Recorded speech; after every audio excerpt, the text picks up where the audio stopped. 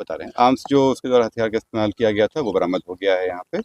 बाकी अभी वो इलाज में है, जैसे ही वो आता है फिर उसके हम लोग। आप देख रहे हैं MA न्यूज। नमस्कार, आप देख रहे हैं MA न्यूज। राजधानी पटना से इस वक्त की बड़ी खबर। गुरुवार सुबह पुलिस और कुख्यात अपराधी के बीच हुई मुठभेड़ में बंटी यादव अपहरण और हत्याकांड का मुख्य आरोपी रवीश उर्फ बिसिया पुलिस की जवाबी कार्रवाई में घायल हो गया। पटना के SSP कार्तिकेय शर्मा के अनुसार पुलिस को गुप्त सूचना मिली थी कि आरोपी नाव के रास्ते पटना पहुंच रहा है और यहां से नेपाल भागने की फिराक में है। सूचना के आधार पर कोतवाली थाना पुलिस के घेराबंदी की। पुलिस को देखते ही आरोपी ने फायरिंग शुरू कर दी।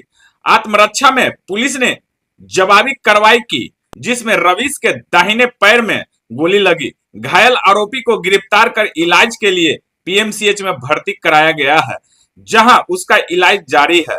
प्रारंभिक जांच में पुलिस ने बंटी यादव की हत्या की वजह आपसी विवाद बताई है। इस मामले में 4 अन्य आरोपियों अभी भी फरार हैं। उनकी गिरफ्तारी के लिए लगातार छापेमारी की जा रही है।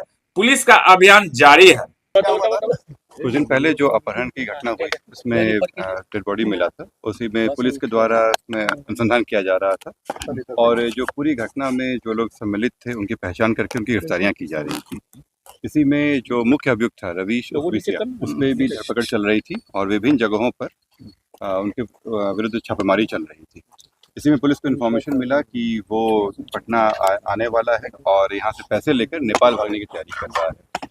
जानकारी मिली थी कि वो वैशाली साइड से नाव से आ रहा है और अपने जाके पैसा लेकर पटना से और नेपाल भाग रहा है। इसी क्रम में पुलिस के द्वारा दबिश बढ़ाई गई और घाटों पे उनकी चेकिंग चलनी शुरू हुई। जब इस जगह पे आए पुलिस की गाड़ी तो सामने सामने हो गया और सामने आने के बाद उसके द्वारा फायरिंग किया गया। फायर करने के समय में पुलिस की गाड़ी में गोली लगा। पुलिस के द्वारा उनको रोका गया, परंतु वो नहीं माने और फिर फायरिंग करने की कोशिश की है। पुलिस के द्वारा जब जवाबी कार्रवाई की गई तो उसमें वो घायल हुए, पैर में गोली लगा और वो वहाँ गिर गए। तुरंत ही पुलिस के द्वारा उनके हथियार को हटा दिया गया और उनको इलाज के लिए भेज दिया गया है। अभी वो इलाजरत हैं और फिर इसमें आगे अलग से केस करके आगे कार्य किया। रवीश अकेले था या उनके साथ और? अभी जो जानकारी मिली है उससे पूछताछ भी हो नहीं पाया है ढंग से, क्योंकि अभी इलाजरत हैं वो। जैसे जानकारी मिलेगी आप लोग अवगत कराया जाएगा। राउंड गोलियां चली है पुलिस की तरफ से और अपराधी की तरफ उन लोग की तरफ से एक गोली चलाई गई है, दूसरे गोली चलाया जा रहा था। वो क्या क्या बरामद की? बता रहे हैं। आर्म्स जो उसके द्वारा हथियार का इस्तेमाल किया गया था वो बरामद हो गया है यहाँ पे। बाकी अभी वो इलाज में है, जैसे ही वो आता है फिर उसके हम लोग पूछताछ करेंगे। इतिहास क्या क्या है उसके? उस पर अभी तक 5 से ज़्यादा आपराधिक इतिहास मिल चुके हैं विभिन्न थानों में। इसमें हत्या के हैं, शराब के हैं और अन्य मामले भी सम्मिलित हैं। रवीश को कितनी गोली? हाल ही में जेल से छूटा था क्या सर? हाँ, ये हाल में जेल से आया था, कुछ दिन पहले ही जेल गया था और जेल में छूटने गया था और उसी छूटने क्रम में जो घटनाएं हुई थी उसी का ही। इस घटना का कारण क्या पता चला सर? पुलिस बंटी यादव हत्याकांड का क्या मुख्य कारण? इसमें जो उन लोग के आपस में जो उन लोग के वर्चस्व की लड़ाई थी और एक दूसरे पे आरोप प्रत्यारोप लगा रहे थे कि एक दूसरे के कारण ही उनको जेल जाना पड़ा है और यही कारण है जिसमें ये पूरी घटना की। शराब की थी या शराब को लेकर ही इन लोग के बीच में प्रॉब्लम चल रहा था और उसी में लोग जेल गए थे। जो रवीश भी गया था जेल, वो शराब के मामले में गया था और इसी को लेकर दोनों के बीच में प्रॉब्लम चल रहा है। शराब का सिंडिकेट खड़ा कर रखा था रवीश ने।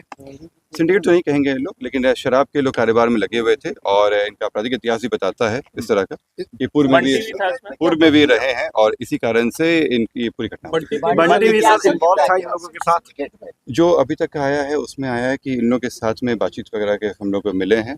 बाकी इन लोग से पूछताछ वगैरह में भी चीजें बातें आई हैं, जैसा अनुसंधान में आता है आप लोग बताया जाएगा। सर, शराब के मामले में अभी जो पूरी घटनाक्रम में अभी 4 लोग की और गिरफ्तारी होनी बाकी है, उन पे भी लगातार काम चल रहा है। जल्दी गिरफ्तार होंगे, इस पे भी काम चल रहा है। सर, जब रवीश गिरफ्तार हुआ था तो बंटी उसे जमानत देने के लिए उसे छुड़वाने की भी प्रयास कर रहा था जक्कनपुर थाना जाकर के। ये इस तरह का वो आया है, जब उसकी गिरफ्तारी हुई थी तो उस समय वो थाना पे आया था, जिससे ये स्पष्ट है कि इन दोनों के बीच में पहले से भी कार्य चलता था और पहले के भी इतिहास भी, और आप लोग अवगत भी होंगे, वहाँ के लोकल लोगों को भी जानकारी है। और इसी जो गिरफ्तारी होने के बाद में ही इन लोगों के बीच में दूरियां बढ़ गई थी और ये जो है वो वर्चस्व को लेकर लड़ाई चल रही थी। कुछ अपराधी नेपाल, देखिए ये